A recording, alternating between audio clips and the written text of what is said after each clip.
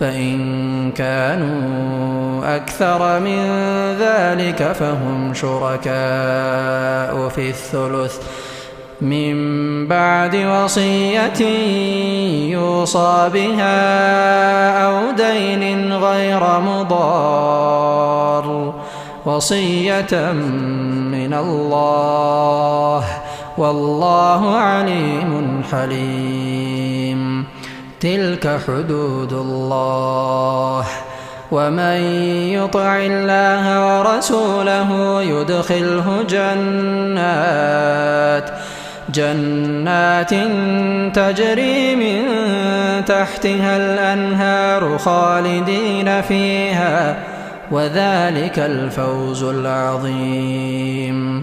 ومن يعص الله ورسوله ويتعد حدوده يدخله نارا